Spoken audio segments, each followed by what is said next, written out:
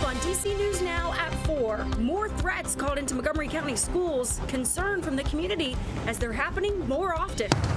And with Maryland's Senate race seat set, we're looking at how both candidates are finding common ground on the topic of abortion. Rain is back on its way toward the DMV. We'll let you know who could see the heaviest rainfall. In May is Skin Cancer Awareness Month. Sun avoidance is the mainstay of prevention. A doctor shares how you can keep your body safe in the sun. Plus, a new school in Tacoma Park helping music lovers of all ages and skill levels. We're kind of pinching ourselves, frankly, because this usually isn't real or possible. You're watching the station covering all of the DMV. This is DC News Now. And thanks for joining us on this Friday for DC News Now at 4. I'm Mark Hall. And I'm Randy Bass. We'll get to your top stories in just a moment. We start with your forecast. Mark, one day of sunshine just wasn't enough, and we have some more gloomy weather returning to kick off our weekend. Let's take a look live outside at the Kennedy Center. And again, those gray skies continue to linger above. Let's head over now to meteorologist Damon Matson with the first look at our forecast. Yeah, I agree, guys. One day of sun is not enough, that's Never. for sure. But unfortunately, this is what Mother Nature is bringing us right as we start another weekend, another storm system, rounds of rainfall on the way. Now, for parts of the DMV, this rainfall could be heavy at times. That's why we have this flood watch that just took effect at 3 o'clock. It goes all the way through the late overnight hours tonight, 5 a.m. Saturday. This is down across the Shenandoah Valley, right along the Blue Ridge Mountains, including places like Culpeper, Luray, Woodstock. This is where the heaviest rainfall is likely. As you look back, there is not a watch to the east across the I-95 corridor in D.C. While we will see rainfall, it's not likely to be on the heavier side across the eastern half of the DMV. And also, the timing with this rainfall is everything. It's still dry off to the east, but we have steady rain already coming down across portions of far western Maryland, near Cumberland,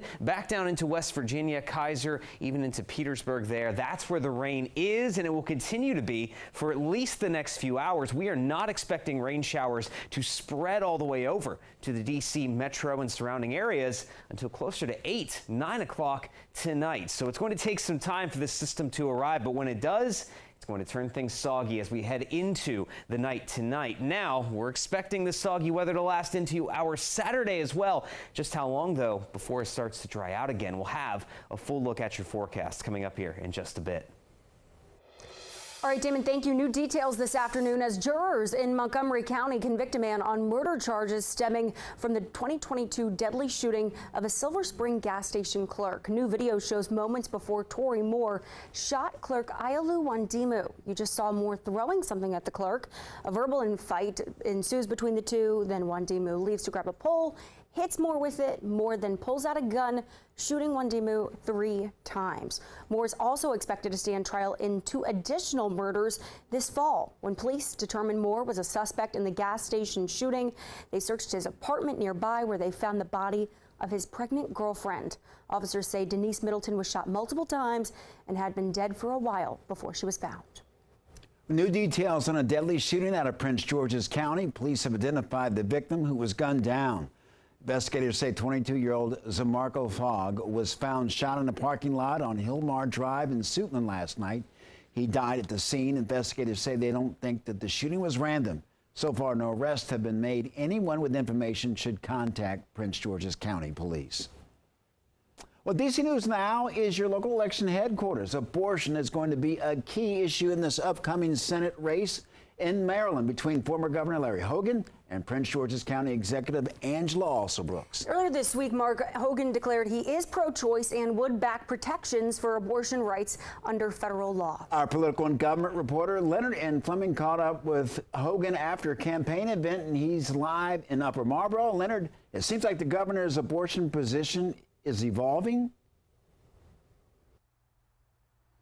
Well, the former governor says that he's always been in favor of protecting abortion rights for women, and he's taken it further by saying that now he is pro-choice. And it's a stance that Democrats say they don't believe. Now, we talked to the former governor. We're going to go to video here. Now, Larry Hogan says he has always been in favor of protecting access to abortion, even if his personal views were opposite. Hogan says he felt it was important to clarify his views now that he is pro-choice and dismiss criticism from Democrats that he is declaring he's pro-choice and for codifying abortion into federal law to help his election bid. Here's what Hogan told me today and what Alsobrooks said the day after her Democratic primary victory.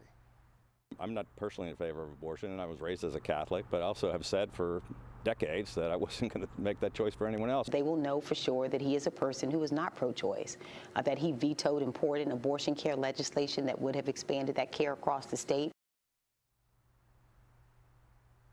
Hogan tells me that he expects Democrats to attack him on this issue and that it really won't work with Maryland voters who know him. Meanwhile, Alsobrooks says that she wants to define, the Democrats want to define who Hogan really is. Reporting from Prince George's County, Maryland, Leonard N. Fleming, DC News Now, back to you. All right, Leonard, thank you. In Loudoun County, a plan to delay school start times by 2 hours for teacher training sessions has now been thrown out. The proposal was part of an effort to get teachers up to speed on new standards of learning.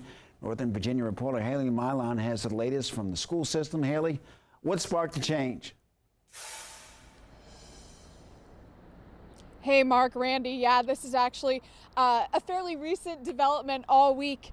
Families have been voicing their opinions on social media and sending feedback to the superintendent and administrators. And apparently it's been overwhelmingly negative about that proposed or had been proposed plan to squeeze in all of that training. 2,000 responses. That is how many responses Dr. Aaron Spence, the superintendent, said he got from families on this then proposal to move back 16 different school days to a 2-hour delay setup. So those would have been scattered throughout the entire school calendar, and parents were upset. Not many people spoke favorably for this. Now, all of that extra training was required mostly because of the Virginia Literacy Act, which requires elementary and middle school teachers to undergo more than 27 hours of additional training. That is new this year.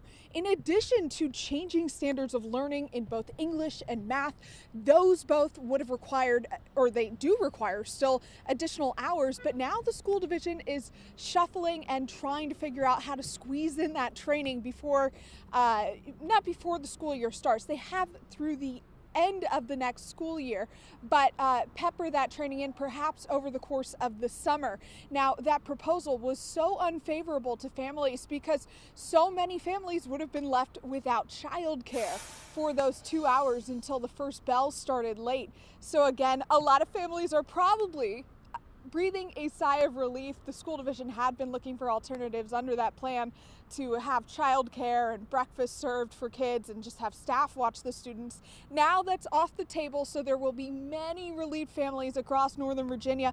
And this is something that all Virginia school divisions are going to have to grapple with. Just an unprecedented amount of new training that teachers need to undergo this summer and this upcoming school year. So the superintendent is exploring alternative options for getting that additional training in, and they'll be hearing feedback and presenting those additional options during the next school board meeting. That's on May 28th. Reporting in Leesburg, I'm Haley Milon, DC News Now.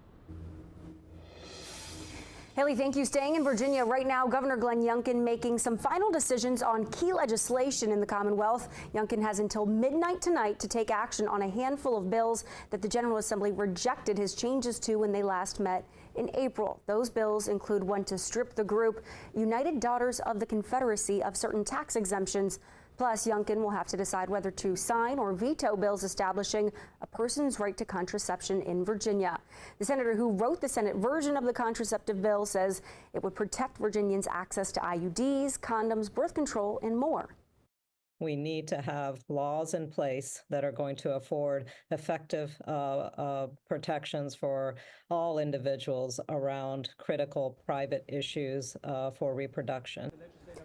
Youngkin also has a bill that would legalize skill games on his desk. However, he is likely to veto that, with lawmakers already committed to continuing to work toward a compromise on that issue in coming weeks.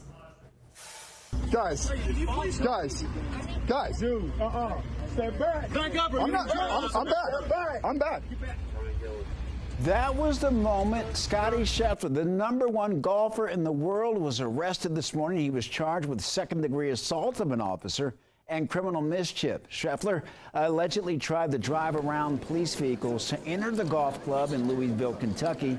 Police were responding to a fatal crash, but Scheffler believed they were directing him to proceed. Now, a police officer trying to stop him was dragged several yards. Scheffler was removed from the car and arrested. He returned to the golf course after being discharged and teed off shortly after 10 this morning. Well, in Montgomery County, police responding to reported threats against 3 different schools in the Bethesda area, just a little over 24 hours. Yeah, our Montgomery County reporter Christian Pena reports from Bethesda Elementary School with the latest this afternoon. That's right, 3 different threats, with 2 occurring on Friday. Authorities say all have been unfounded. A reported threat now deemed unfounded at Bethesda Elementary School, sparking worries among locals. MCPD posted on social platform X at 1:46 p.m. Friday. They were confirming the validity of the report. Minutes later at 2:01 p.m., authorities announced the threat was determined to be baseless. This comes as students were on lockdown following an incident Friday morning at Walt Whitman High School, another MCPS school. Whitman High School officials telling parents in a letter they received a bomb threat call from an unknown caller at 12:05 p.m. That threat was also unfounded, but students and teachers continue to be alarmed as Bethesda Chevy Chase High School received a swatting call the day prior. Students at Bethesda Chevy Chase High told DC News Now that swatting call worried them. I felt like really scared. I was like, what is going on? I was really confused for the most part because they weren't really telling us what was happening. The Montgomery County Police Department did create a task force last year to address these types of school threats. And if you're being directly impacted by any of these threats, MCPS is rolling out mental health services. For now, reporting out of Bethesda, Maryland, I'm Christian Pena, DC News Now.